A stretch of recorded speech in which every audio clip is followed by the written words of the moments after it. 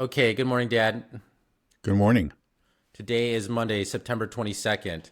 Um, I was just thinking last night that if I take a step back, I just feel like I know where this is all. We know where this is going with Israel. It's going to a war with Iran. And I was listening to Colonel Lawrence Wilkerson, and he thinks that's going to happen before November.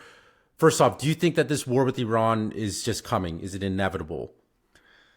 No, I don't think it's inevitable. I guess, maybe close to inevitable if you don't put a deadline on it, impose a time frame. I know that, many people like Colonel Wilkerson, Alexander McCurse, all kinds of people are expecting a renewed war with Iran during the next few months, by the end of the year. And it's possible. Yeah, it certainly is, with somebody like Netanyahu, it could even happen tomorrow. You just don't know for sure. But I don't see any reason why it has to happen. And there are some hard constraints that Israel has to deal with. Let's not forget what we're talking about at the end of that 12-day war, and that is that Israel had pretty much run out of interceptors, according to the Wall Street Journal and several different sources. They were pretty much out of interceptors. And we also know that the production capacity for these interceptors is very, very limited. So it seems to me that it would be very foolhardy, not impossible, but just extremely, risky for them to launch another war before those stockpiles are replenished. And I doubt Yeah. that they're anywhere close to being replenished at this point. Right. Well, you said, depending on the time frame, if it's a very long time frame, you think it's near inevitable that this will happen, that this is what they're gunning for. But the longer that they wait, that technology gap and the military gap is going to, increase in Iran's favor. We already know that they have, a better missile technology than the United States and Israel. They have these hypersonic missiles.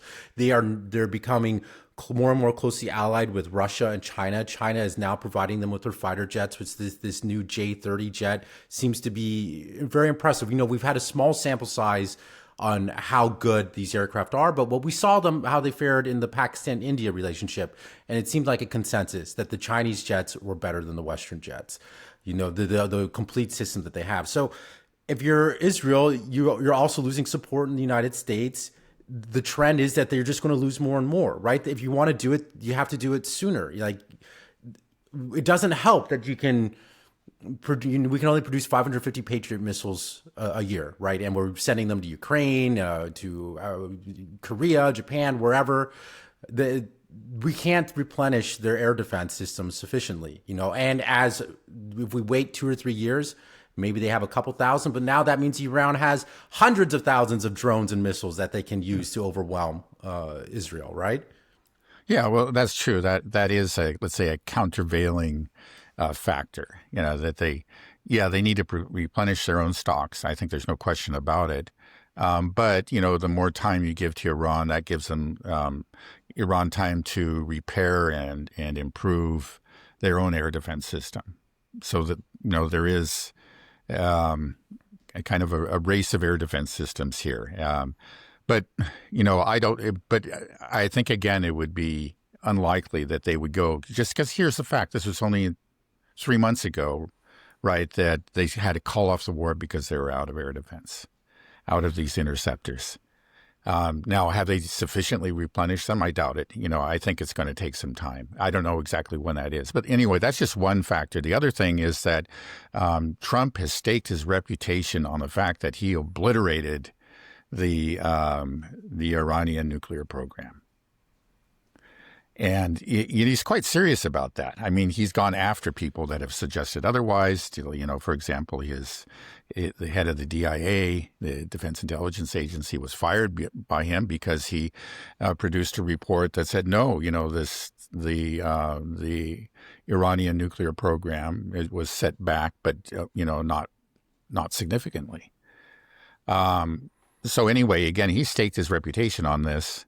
And of course, he has a way of wiggling out of things that he said, but we don't see any signs that he's doing that at this point. And then, the other thing is just that I would expect that there would be, some sort of, let's say, as we always see prior to these, as we've seen in the past prior to these wars, these attacks by Israel, that there's some sort of um, propaganda, an information battle is first, or campaign, is launched prior to the actual attack. And I'm not seeing it. I'm hearing it from all these experts, but I don't actually see it from the Israeli government, and certainly not from the U.S. government, quite the reverse. So I don't see any intention to do that. Now, it's always possible they've decided to do something completely in secret and just to launch a complete surprise attack, and it could happen tomorrow. I can't say that cannot happen. Of course, it could happen, but it would be, unlike what they've done in the past. If you remember, like prior to the 12-day war, you had a sense that war was imminent. I think it took everybody by surprise. You thought at least, they were going to have that meeting between the negotiators in Oman, and it happened even sooner. But there was a sense that war was a real possibility, and the public opinion was being prepared for it. We had the IAEA release that report just the day before.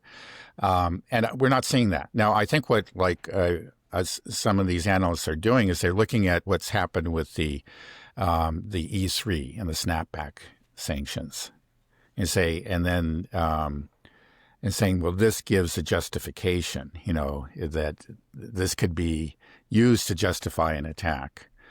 Potentially it could be, part of some sort of propaganda campaign, but that propaganda campaign has not begun. So, until I see it, I doubt that it's going to happen. And again, it was a difficult war for Israel. They have to be ready. They had the advantage of surprise. They did inflict some serious damage in that first 24 hours.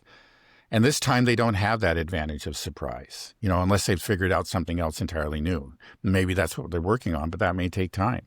I don't think they're there. It's just like it seems to me unlikely that they would do it soon, like within the next couple of months. Now, I may be wrong, but I think this could go on for a while. Now, there's always, again, Netanyahu has shown that he can behave very recklessly, and then he just throw all caution to the winds and all, kind of concern about the feelings of his allies, including the U.S. and, of Donald Trump himself. I think he does what he wants to do. And he does have a very precarious domestic, situation that he's dealing with. And he just may be motivated to go attack Iran again, even though he understands it's very risky. He might even do it without U.S., support or prior U.S. I think he would have to get some kind of prior U.S. approval. Again, it's just that the U.S. has supplies so much in the way of intelligence and so on and so forth that these kind of campaigns have to be coordinated with the U.S. And they need the refueling capability. That's something that they, do not have in a sufficient quantities. They don't have, a sufficient number of tankers to actually launch a major attack. So it would have to be coordinated with the U.S. And the U.S., again, looking at Donald Trump, I think at this point anyway, he's clearly very, very reluctant to do something like that.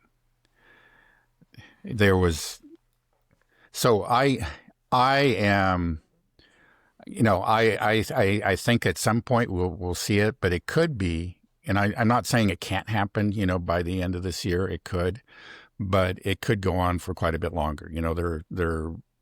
The Israelis again have to replenish the stockpiles, and they have to prepare public opinion. It seems important to them to develop some kind of justification of what they're doing. They haven't done that yet, and they also have to think of a different strategy because this time they're going to be going into it weaker. Again without the advantage of surprise, which they had very much in their favor. So.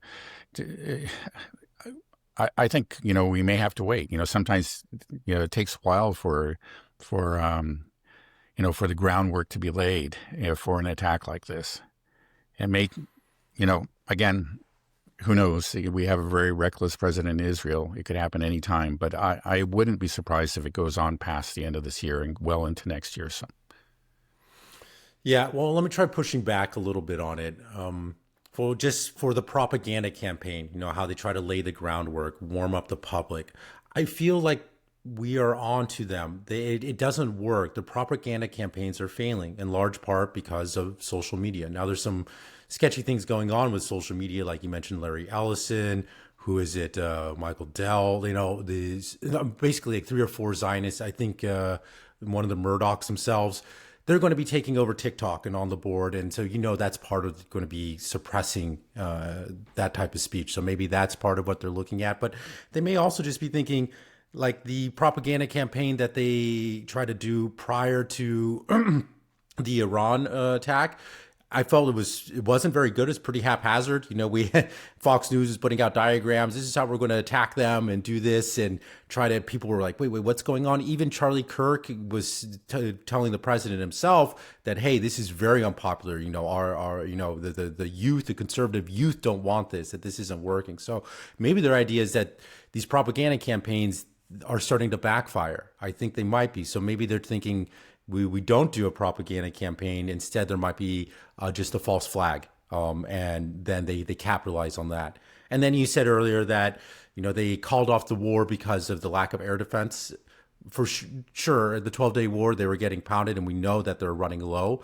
But I think the plan was to get the U.S. to commit. I think Netanyahu was okay with Israel getting hit hard, and then that way they can say, look, come here and save us. And Trump kind of, did a half thing with the bombing, coordinated, but he obviously didn't fully commit. But I think the goal is like, yeah, it's fine. We'll start it. Wait till Israel starts really suffering, and then the United States has to come in. Like that's their plan. They know that they can never build up enough air defense to stop whatever Iran has. I think they understand that. They understand that Iran was, from my understanding, it was quite measured in its response because they were preparing for the inevitability or the eventuality that the United States would enter the war, and they need to stockpile and safeguard their missiles and their munitions. So they weren't going all out. So they have a lot. We know that Israel doesn't have much left in air defense. So I just feel like Netanyahu understands that we'll never have the air defense to be able to stop this. We need the U.S. to come in full strength, and that's what he's aiming for. And so I'm afraid. This is just my mind's going. Is like maybe there'll be a false flag, try to capitalize on it. I don't think they'll succeed because I think people also will call out the false flag. They'll be like, well, "What is this? Iran's not doing this." We know who carries out these types of activities. But I feel like he has to do it. And then my mind is just I'm slipping into this fatalist mindset. I'm just thinking that, well, this war with Iran is coming. It's inevitable. I'm at the point where I'm just like, let's just get it over with. Let's just do it because it's clear that that's what Netanyahu wants. And it's clear to me that Trump is completely in the pocket of Netanyahu and he doesn't have any backbone and can't say no to Israel. And we've seen this genocide unfold for almost 2 years now. I mean, just yesterday, you saw the news where the Israelis, they struck a car in Lebanon and killed a father and 3 of his kids, all American citizens, killed an American father and 3 of his children. Like, at what point will somebody stand up and be like, okay, this is enough? I mean, if they're killing American kids now in Lebanon, this is not Gaza, this is not the West Bank. I mean, we don't, hundreds of thousands of children are probably have been killed in Gaza already. And that wasn't enough. And now they're killing Americans in another country and still nothing happens. It's ludicrous. So I'm just thinking, okay, we know where this is going. This is going to war with Iran. Just do it. But I guess I shouldn't have that mindset but I think a lot of people are adopting that fatalist mindset. And if we all adopt that fatalist mindset, it probably will make it a reality in itself. We're just like, this is happening. Yeah. Well, of course, this is unusual. There are 4 American citizens that were killed at once, but American citizens have been killed by Israel in the past, prior to October 7th, going back years. There was Rachel Corrie, who was killed by a bulldozer. I remember there was a Turkish-American citizen on a flotilla. I think it was the Marmari was the boat that he was on. He was killed. There have been Palestinian Americans that have been killed.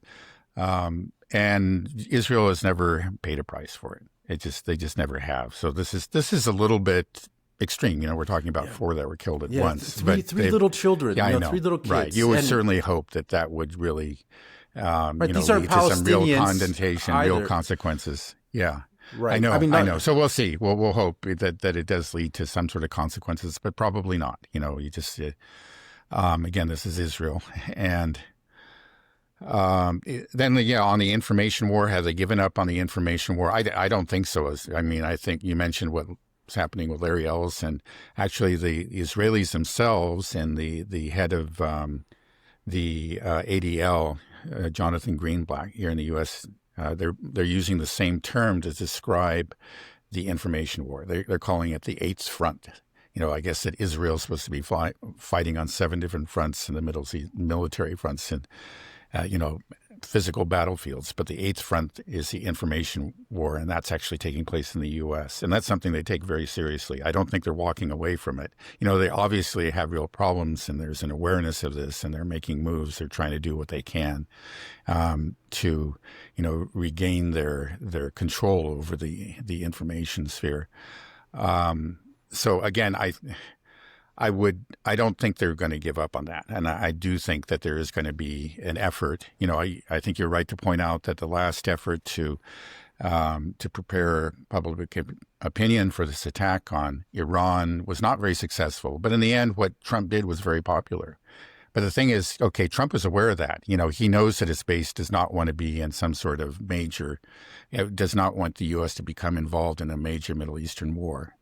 They love these quick strikes, the kind of strike that he did with the B-2 bombers on the nuclear facilities.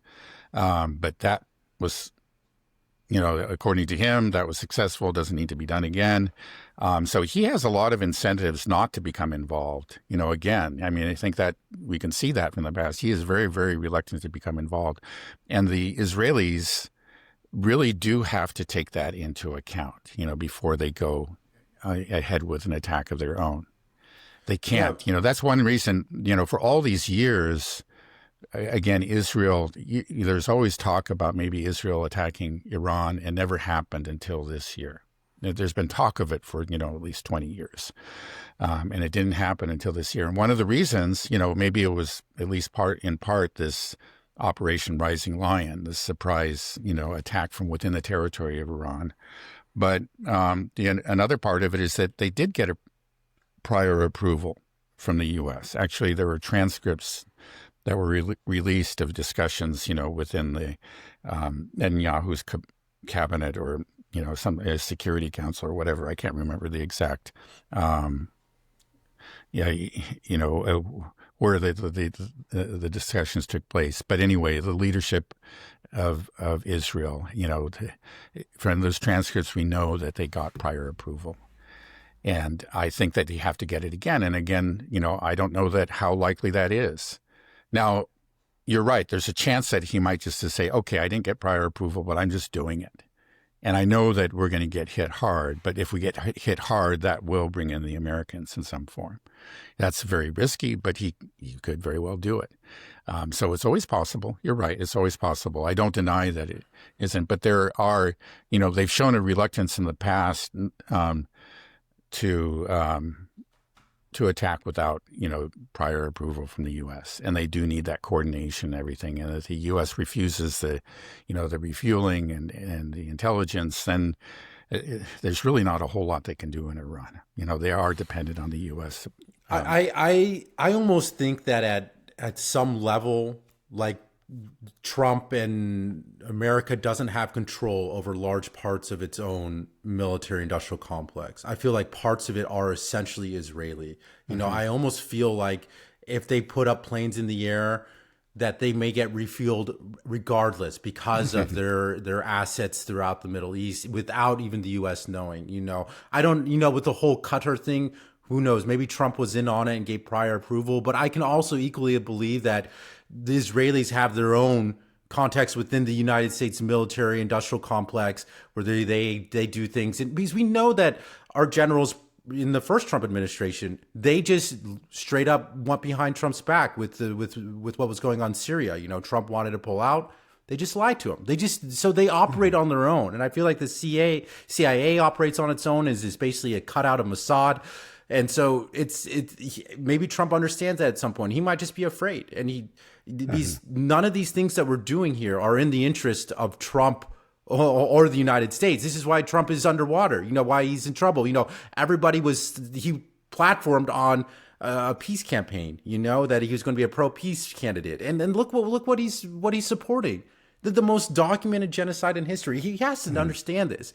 This is destroying America. I don't think, maybe people haven't fully realized that. We talk about like the damage done to Israel is irreparable. I think the damage to America is also irreparable. What Trump has done through his support and engaging in this type of backstabbing, nefarious behavior where you pretend to negotiate and then you kill the people that you're supposed to be negotiating with.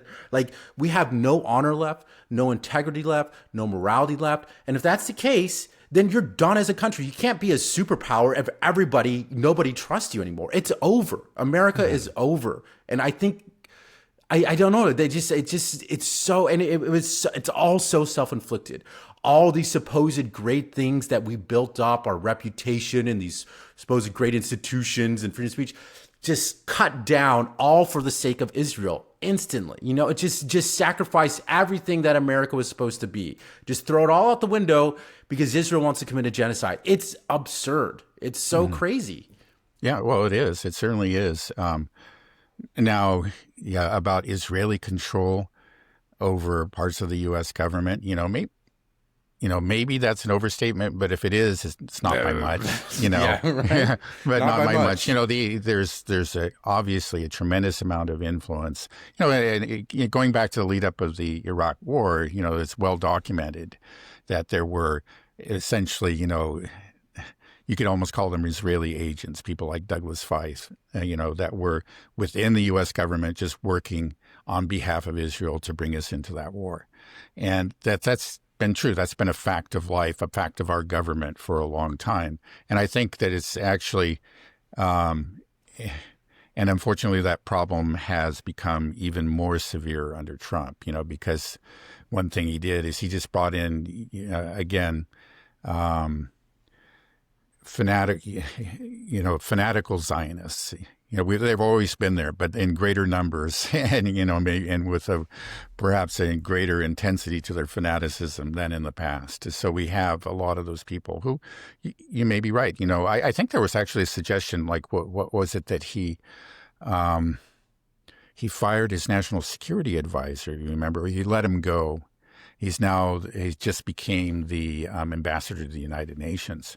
But the reason was that he was actually just working directly with Israelis without, actually. Right.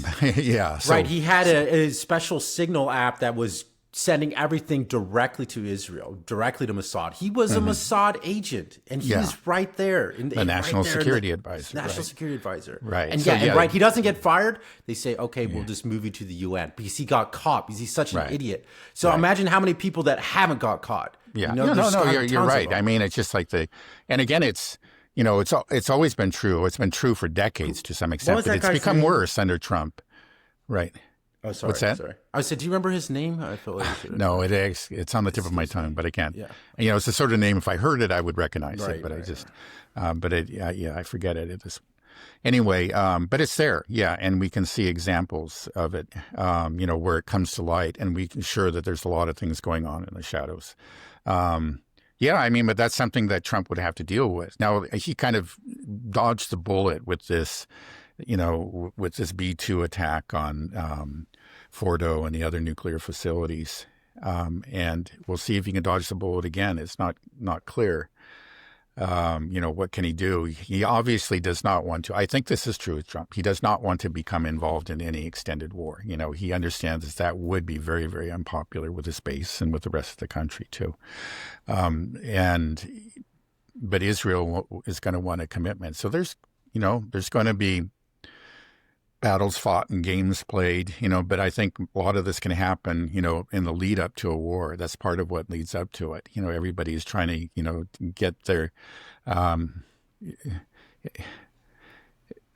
I think again, it's just part of what Israel's going to do to prepare for a war is to make sure that they have, their, that they have the U.S. on their side. And they obviously have a lot of levers. They have a lot of, that they can pull, and they have a lot of, you can, I think, fairly call them agents, within the U.S. To bring the U.S. in on their side and get that commitment. But again, we would probably be getting leaks about that, and I'm not hearing about that. So I don't think that campaign has begun. Quite possibly it will begin soon in Israel because of all its influence. Will get the U.S. to commit, and even Trump, though he's reluctant to do so, again, will surrender as he has in the past and go along with it. Do you think there's some type of shadow war going on in our government right now between the Zionists and America Firsters, like real Americans? Yeah, there probably is. It just seems like the America Firsters are in a minority. Or they're all afraid. I think there's real fear. I understand that fear. But we need some real patriots. You're a public servant. Yeah. Right. I hope and I know there are people, because I know Max Blumenthal has people that he talks to, has some insiders, so I think there is, I don't know how people could go to bed at night. Yeah. If they know. Right. Yeah. You mentioned Max Blumenthal, and he does have, he has contacts within the Trump administration that are talking to him. And what they're saying is that, there's been basically an Israeli takeover. That's what they told him. And that Trump is aware of it too and is not happy about it, but he's scared basically, not necessarily for his life, but, for his, he knows the damage that these people can do to him. Again, you have all these mega donors, Netanyahu's billionaires. That's actually, Netanyahu used that term. I got my billionaires in the U.S. And, it just seems really outlandish, but this is what we're seeing. This is where we are right now. Right. And just think about if you're in that administration and there is an Israeli takeover, like what Max Blumenthal said. First of all, then that means that our government is being controlled largely by Israel. We can't say kind of, sort of. It is. All right. If that's what's happening. And then if you're one of the few people that are willing to that is against this, that is a true American person and is not happy with this, how scary that has to be if you're surrounded by these people and what they're capable of doing. And they're trying to sniff out anybody that is not 100% on board and get rid of them, So it's just you as a political politician, it's got to be terrifying for you. It's like, I have to be very, very careful here. If they even suspect me that I'm not on board, then they're going to get rid of me, right? And then move, not mean necessarily kill you, but move you so you're no longer in a position of power where you have any influence. And so I think it's scary. It's wild. And then you mentioned, this 8 front, the information war. If they get their way, like Larry Ellison, the Murdochs, all these Zionists now taking over TikTok, and we see the pressure on Google. If for example, we get deplatformed completely, they shut our voice out and all these other people, what do we do? This is our only way of kind of, I feel, fighting back is that public sphere. But if they get rid of it, if they axe it, and we know that they're censoring things, there is going to be some type of backlash. But just how do we get our word back out there? How do we, it's like, it's terrifying that all of a sudden, boom. Right. Well, there are other platforms, of course. The problem is, like, certain platforms, like the one that we're on here, are the ones that people just go to reflexively. The vast majority of, viewers go to this platform. But if the censors go too far, I think then you'll find, that will actually be to the benefit of the other platforms. If they're very careful and they just kind of, they take people that are on the fringes or, and do so in a way to, just to keep the others in line or make them more cautious. That strategy can work up to a point. But it doesn't seem to be working as far as criticism of Israel is going. I mean, that is a chorus, and it's across many different platforms right now. So to shut it down, to really shut it down, you would have to get rid of a lot of people. And if you get rid of too many people, then you have empowered the other platforms. I mean, there will be alternatives. It's just to actually shut down the whole internet is not a possibility. So they may overplay their hand and actually create a whole new monster if they do that. Mm-hmm. So I want to go back to what you were saying earlier with Max Blumenthal said that essentially there's an Israeli takeover of the Trump administration. I feel like we need to dive into that a little bit deeper. So do you believe that? That's really true? So that does mean then essentially that Israel is calling the shots as far as it comes to Middle Eastern foreign policy. Yeah, well, again, that's always been true to a great extent, but I think we've just taken it a step farther this time. And it again is thanks to the kind of people that Trump has put in his own administration. I don't think he really, maybe he didn't really think through the whole thing. Like he never really thinks through things. I don't think he really does think, more than just one or two moves ahead.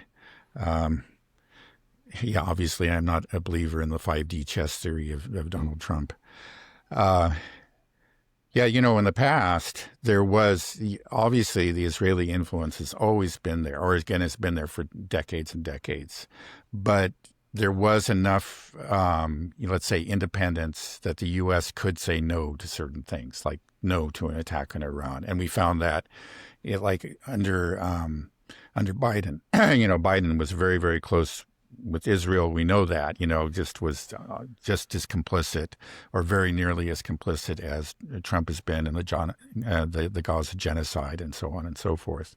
But he did draw the line, or his administration drew the line at an attack on Iran. And we went into how that took place. They actually apparently contacted Iran directly or negotiated with them, in order to avoid a war.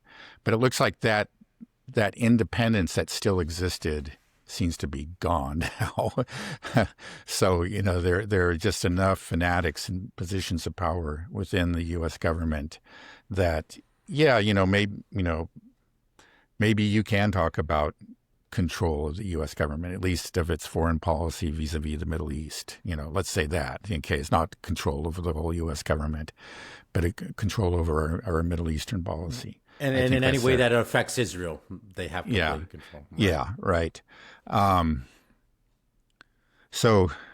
Let's see. I just lost my train of thought. What were you asking me about? Oh, about the takeover. Right, Israeli takeover. Yeah, I mean, it's an extraordinary statement. It hasn't been confirmed, but Max Blumenthal has a very good record. I don't think it's particularly significant, but it is. I think it is proper to point out that he himself is Jewish. He's not. You couldn't accuse him of being some sort of wild anti-Semite or anything like that. But that's what he's finding. That's what he's hearing, and it certainly is. Reflected. By the decisions that this administration has been taking, including the attack on Qatar. That's obviously was not in the interest of the United States. Regardless of what happened there in Qatar, and maybe the emir, conceded to this, but and maybe he didn't. But in any case, it really has hurt the U.S. reputation in the Persian Gulf immensely. I think there's no question it was very much against the interests of the United States. And I think probably under Biden, it wouldn't have happened. I think it was one of those things where they would have drawn the line, again, though, okay, yeah, keep on killing people, the children in Gaza, but hey, let's stop this. Okay, this is really we got billions, hundreds of billions of dollars at stake here. And these, we've got these bases here, all these assets. You just, we don't want you to do this. We're not going to support you. So yeah, there has been a noticeable change, a noticeable intensification of Israeli influence up to the point of, I guess maybe you're right, of control, at least when it comes to Middle Eastern policy. Yeah, maybe it's been like that for a while, but now it's in Yeah. the open and more intense. Yeah, and I do recall too. Again, prior to the Iran war, it was not just okay. There was that one national security advisor. Okay, he got fired, but then others were, I guess, were actually just. I heard. I think like maybe was it Hegseth or very high-ranking officials in our military and security complex that were just consulting with the Israelis. And oh yeah, I think this was the news was that they were getting all their information from Mossad, actually from the Israelis. And that's the information that Trump was getting. And that's why, remember, Tulsi Gabbard said actually there's no evidence that Iran is going for a nuclear weapon, which is, again, what the DNI has been saying for years and years and years. And he said, I don't care what she said. I said, why? This is his own DNI. This is his own, this huge, multi-billion, hundreds of billions of dollars of security, infrastructure they had, collecting this information, analyzing and giving it to him, and he doesn't care because he's hearing from the Israelis. That's another, a direct example of Israeli control. This was something that was more or less public at the time. Right. Yeah, that's crazy. Yeah, Tulsi Gabbard, she's just been kind of relegated down to the kiddie table or something now. You don't hear her or see her. She should have resigned after he said, I think she should have. She said. Yeah. That was embarrassing. Like, what are you doing there, Tulsi? Have some integrity. Exactly. I think she should have. Have you gone down the Charlie Kirk rabbit hole at all? You know how I feel about it, but I just want to hear your thoughts. Okay. Well, I said I was going to listen to Candace Owens. I never did, I'll admit. I'll tell you, I guess I don't have patience. This is not criticizing people who do it at all. But I find like when I start reading about these things, like, where the guy was standing and like the trajectory of the bullet and all these things, my eyes start to glaze over. There are all kinds of technical questions that I find very interesting, to be honest. But for whatever reason, that kind of talk maybe again, it's because I don't understand. I admit it. I don't understand firearms. I made that mistake about the high altitude and the skirmish between the Indians and the Chinese in the Himalayas, and that was a reflection of my ignorance. So that's part of my reason. I said I just don't feel like I'm really qualified to assess that kind of information. But this is what I'll say: is that I read both. Let's see, a blog post by Larry Johnson, who does understand firearms very well. He's a firearms instructor, as I understand it. And, of course, was a CIA analyst. And then also from Max Blumenthal. Both of them have gone over some of this, like Candace Owens' analysis. And they both say that, I think like in the case of Max Blumenthal, he was like predisposed to think it was a bunch of nonsense. But he said after spending time looking over it that he say, hey, yeah, there's some real problems with the government story. And that's what Larry Johnson's saying. Now, that doesn't mean therefore the Israelis did it or that the government's, there's some sort of great plot. It could be the result of incompetence, it's just bad. But there are problems. Like they haven't put forth some sort of convincing scenario, according to them. And that to that extent, Candace Owens is right. And so I'm willing to defer to their analysis. Again, I didn't do it myself, but I think that you have these two people who I found to be reliable. Of course, everybody can make mistakes. You could say at the very least that these questions are real and they need to be answered. Right. There's a lot of questions. And to me, well, I'll just say, do you feel like that this was, we won't have to say Israel, but that this was a professional operation done with the collaboration of intelligence agencies, whether it's Mossad, CIA, FBI? I just don't know. I don't know. It's just, like I said, I'm not going to go past what I've said, that there are problems with the government story. What actually happened is a whole other issue. We got to see some kind of. You've seen what Fox News is saying, right? they're saying that, oh well, it just happens to be that the rifle that the Tyler Robinson used is a vintage rifle, so it can't be traced, so we can't. How convenient, an old antique. First of all, you wouldn't use such an old rifle to pull off some type of shot. It's like, oh, it's got my Civil War musket. That's not what you're using. Well, they say it was a 30-06 as well, and they said the Fox News had this headline that Charlie Kirk had a miracle body, and his bones were so dense that it stopped the bullet, so it didn't exit through. And it's like, look, I'm not a firearms expert either, but I grew up in the backwoods of Tennessee. I fired a 30-06. That thing will blast through a tree. It's absurd. That's just the most ridiculous thing. Through a neck shot, there's no way a 30-06 would be stopped. And anybody that has shot a gun before understands that. To me, it just crazy that they would put out such a strange narrative that just, it's just the most fertile ground you can provide for conspiracy. The spot where he was shot, that whole thing, they replanted the grass, they reconstructed the whole thing. Why did you destroy the whole crime scene? They never provided the bullet. You saw that text thread supposedly between Tyler Robinson and his roommate. Hello, trans lover. I must go to my vehicle to retrieve my rifle. I did it. I'm sorry. I didn't want to I killed him. It was so no. It was poor. That certainly suggested a cover up to me. Right. And then Candace Owens provided this footage, of him. Like, why is Candace Owens providing us high quality footage of Tyler Robinson right after it? Just at a fast food restaurant, looking happy, eating like he didn't. There's just so many things that just don't make any sense. The George Zimmerman. It just to me, it's like you can't tell me that this wasn't some type of setup cover up. And who stands to gain, and I feel like, we have to look at Israel. We can't say that it is them. Yeah, but it's so clear that if they don't give us complete transparency on this, and they won't, because they're part of it. They're involved because our whole, and this is what gets so crazy for people. It's just that we're like the whole thing is just rotten. I don't think anybody or I'm sure some people did, but I never fully understood just the depths of corruption and control and influence that Israel and Zionists have on this country.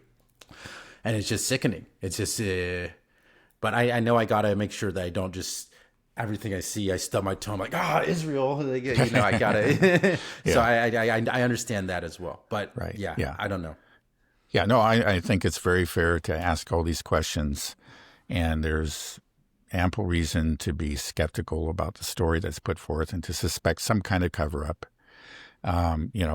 What actually happened, though, I think we have to be open-minded and wait for the, evidence. Maybe it'll never come, but it won't come. It won't. Yeah, that's the thing. Yeah. They won't. I mean, right. So anyway, if people start saying it's Israel, they have themselves to blame. Even if it wasn't, they have themselves to blame. I'll just put it that way. The government does, and Israel does, because of its behavior. Yeah, Yeah, we will. I won't go too far on this because it's all speculation, and I don't know what is true on Twitter X. But I saw, I think Jackson Hinkle posted that Erica Kirk just started following Candace Owens on Instagram. I don't know if that's true, but if that is true, that's kind of interesting. It's like, okay, if somebody can shed some light on what was really happening, what Charlie's thoughts were right before he died. Obviously Erica is, but I'm sure she's got surrounded by her handlers. She's got to be scared too for her family, herself. It's just the whole thing's nuts. Okay, let me ask you one more. I know we should talk about some other topics, but I've just been so down this rabbit hole stuff. But we made a video about this before, and we mentioned it a few times. But I just want to ask you, how real is the Samson option?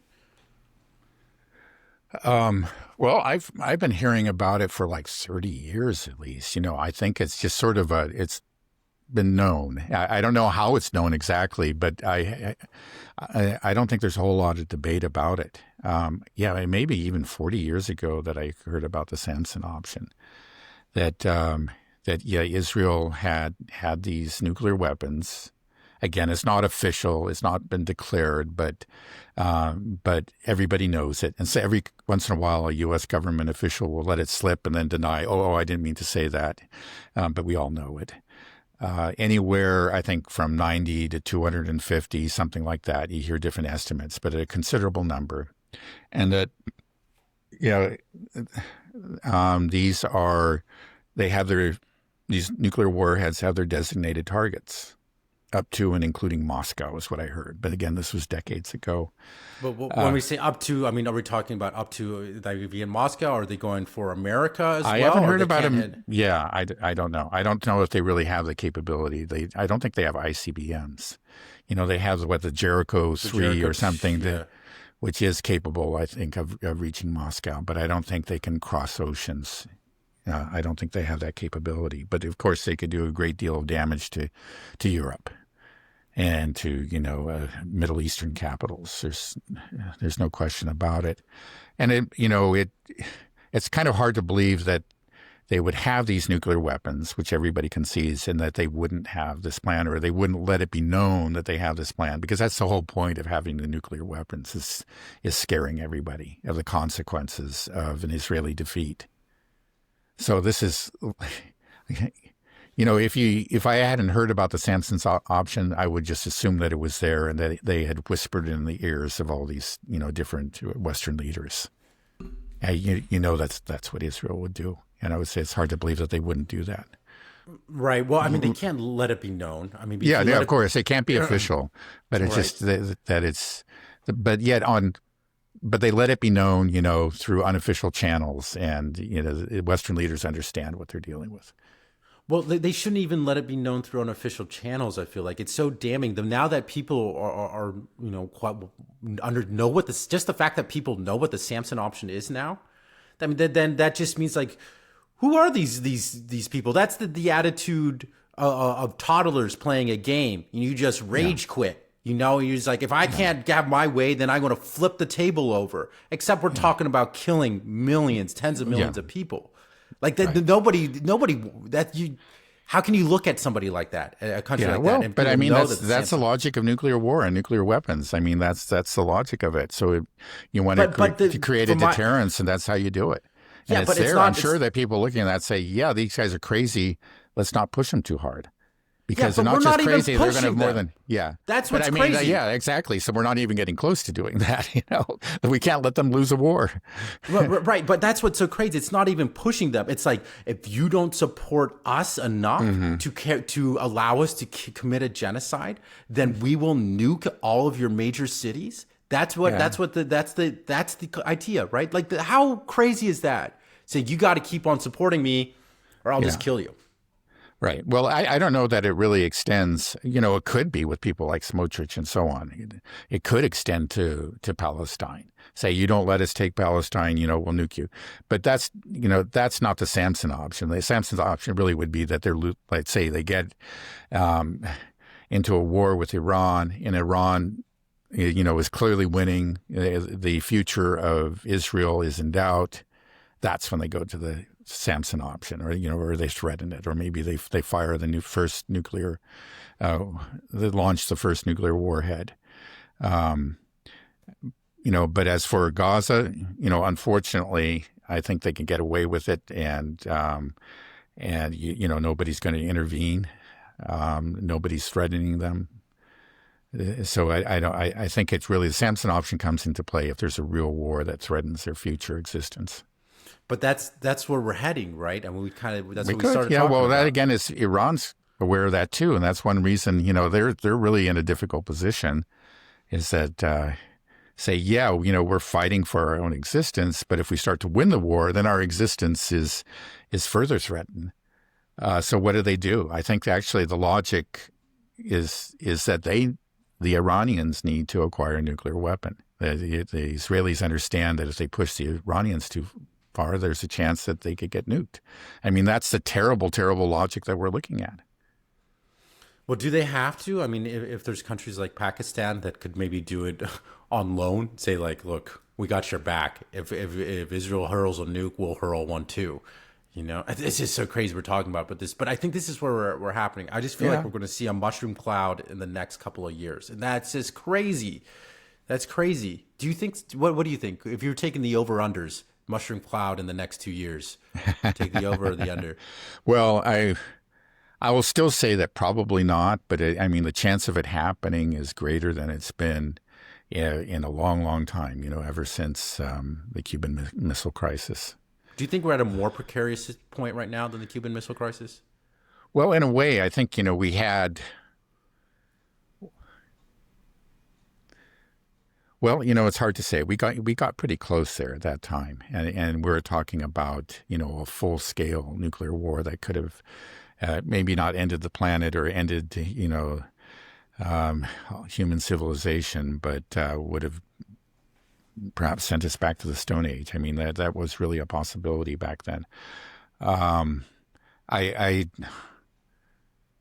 the thing is that we did have actually intelligence leaders. We had statesmen back then in the U.S., in Europe, and in the Soviet Union, and they did pull us back from the brink. Again, we do not have statesmen certainly in the West. And so there is, and there does seem to be a certain recklessness, just this, a lack of any kind of healthy fear of using nuclear weapons, or lack of fear of nuclear war in general that we used to have, and kept us safe for all those years of the Cold War. It's not there. And then we have these conflicts that could, both in the Middle East and in Europe, that could spin out of control. So it's, we're not there yet. We're talking about hypotheticals. But when we get there, I'll be really scared because, we just don't have, stable people with a real firm grasp of reality leading our countries. Yeah, there's also just, I think, just sort of a general apathy or ignorance, because during the Cold War, I mean, I've seen the footage. They had schools were doing nuclear drills. Everybody was aware of the potential nuclear threat. Yeah. Here, it just feels like we're just la-di-da-da-da-da walking off the cliff, Right. Yeah. And then there were marches and peace movements, like to get the intermediate nuclear forces out of Europe. There was that kind of thing. People were concerned about it. It was something that kept people up at night, at least some of us. And it was a concern, that extended to our leadership. It was just, and so it caused them to behave more cautiously. It was realized that there was a real close call back there in 1962, and that sobered up, the leadership, I think, on both sides of the Cold War. And that, it's just the leadership we have now is anything but sober, right? And the people, too, as you say, just seem to be apathetic. They just, I think it's like what we've entered into a postmodern world where everything is about the construction of the narrative, and it's not about reality anymore. And in the narrative, it's about moral purity. And a part of moral purity is like not letting the Russians frighten you with the talk of nuclear war or whatever. That would be somehow adopting a Russian, Putin talking point. Or, again, this is all just narrative. You say, well, I don't care if it's a new Putin talking point. It's nuclear war is something to be worried about, my friend, But it's just, there's so many of us can't think that way anymore. We're just lost within the narrative. And that's, again, it's a dangerous state of affairs. Yeah. Do you think, this just crossed my mind, maybe it's crazy, I was just thinking about the Samson Option, and you mentioned nuking Moscow, and who wants to nuke Moscow more than anybody would be Ukraine, Zelensky. I just wonder if something happens in the Ukraine war still going on, they're losing, they're on the back foot. If Iran and Israel start back up and they're in the back foot, I wonder if there's some type of collaboration. Okay, let's do this. We're going all out world war now. We'll help you hit Moscow. You come here. We're going to get the U.S. to go through Iran and attack China through Iran. And it's just going to be all out. We're going on all out blitz. And that feels like the only thing they can do to win, because Israel is dug its own grave with its actions. Ukraine cannot win. NATO won't be able to save them. We've expended all their equipment.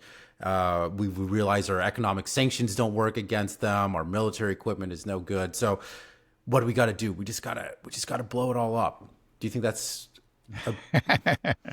Yeah. Well, there are crazy people like that. I mean, obviously, and the most obvious is Zelensky and his regime. Uh, Clearly, he wants to bring NATO into this. In other words, he wants to World War III.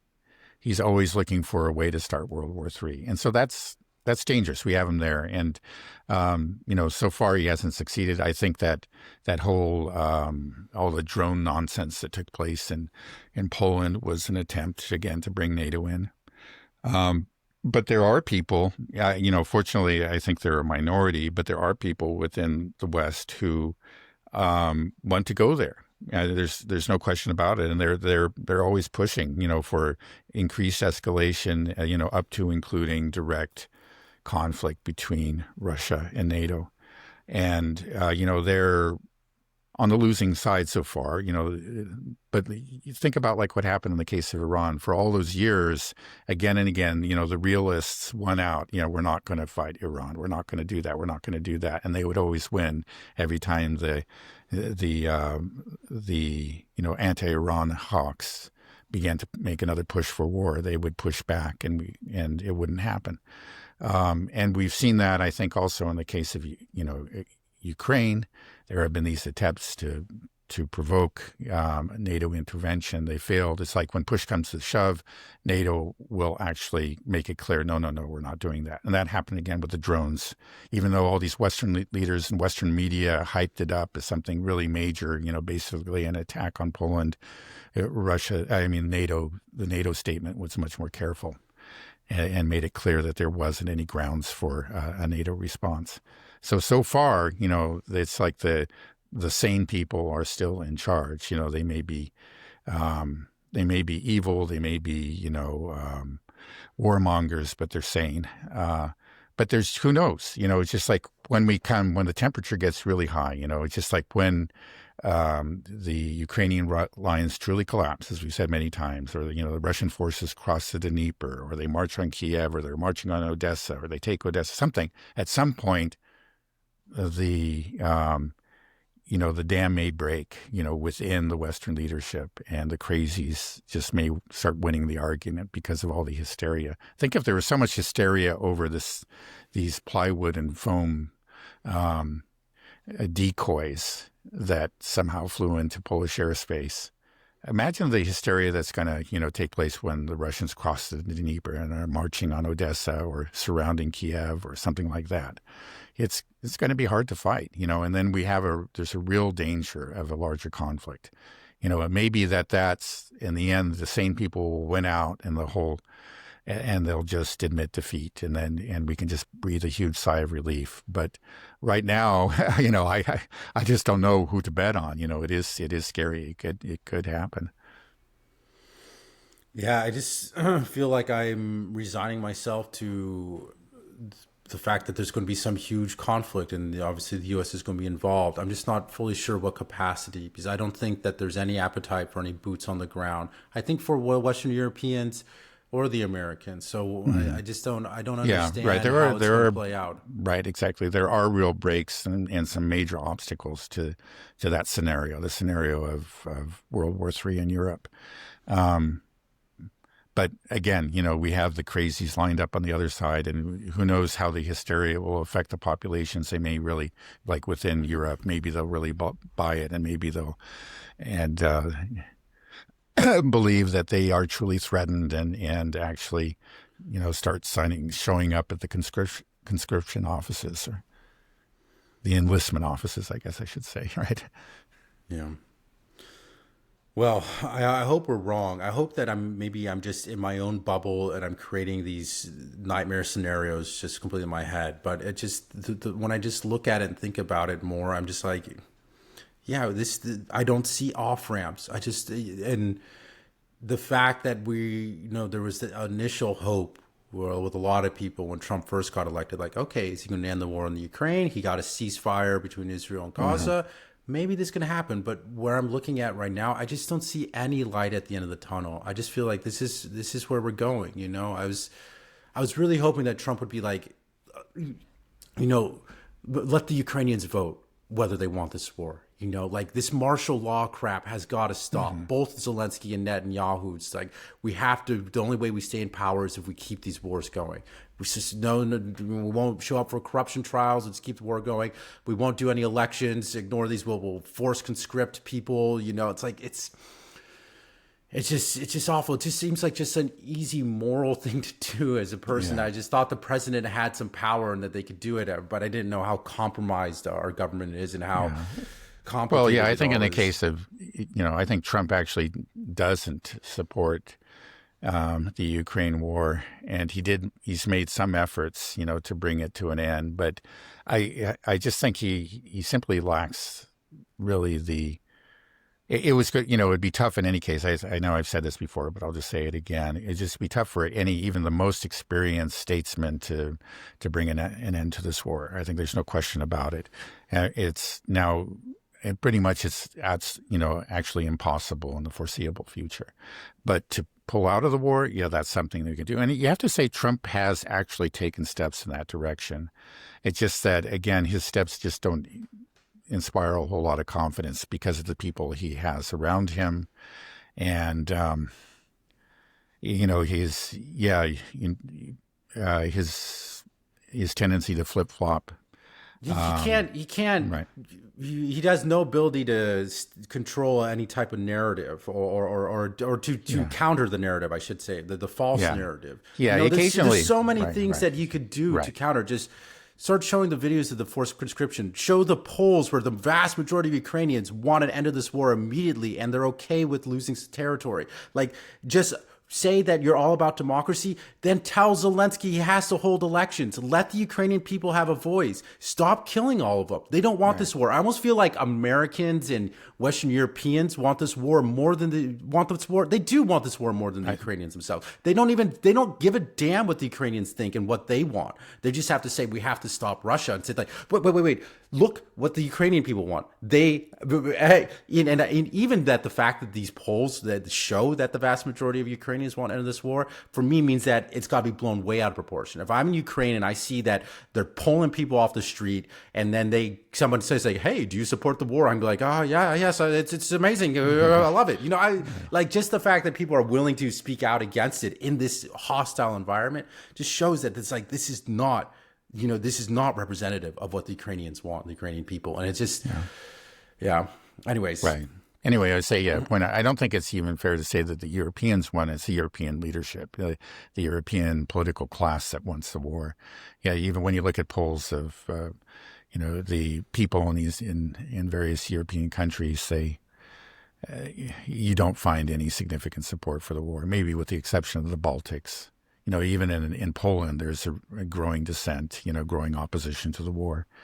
That's true. Again, it's really been a failure. Occasionally Trump says things, but he's not disciplined. He'll reverse himself and say the opposite thing 2 days later. And then he surrounds himself with people that are, pushing forward the old narrative. People like Kellogg, was in Kiev recently saying that, Russia's losing this war, that kind of thing. So you don't have, they basically the narrative that held all through the Biden administration really is still there. There was some hope at the beginning. We had that showdown in the Oval Office and whatever, some reason to hope that maybe the narrative was actually going to be changed significantly. And unfortunately, it's just that Trump hasn't shown the discipline in the organization to do that. I mean, he goes, he's like a reed in the wind. He gets pushed one way and then the other. And, it frustrates. The end result is like you still have this institutional inertia, and the political class, they continue to have their way. They suffer minor defeats, but in the end, they still have the narrative. And we're still very much involved in this war. Mm-hmm. Yeah. Okay. Well, I think we can end it there, Dad. Maybe on Wednesday we can talk about something a little happier. Okay. So a little cheery. Yeah. All right. Okay. All right. Thanks a bunch, Dad. Okay. Have a good rest of your day. You too. Okay. Bye-bye. Okay. Bye-bye.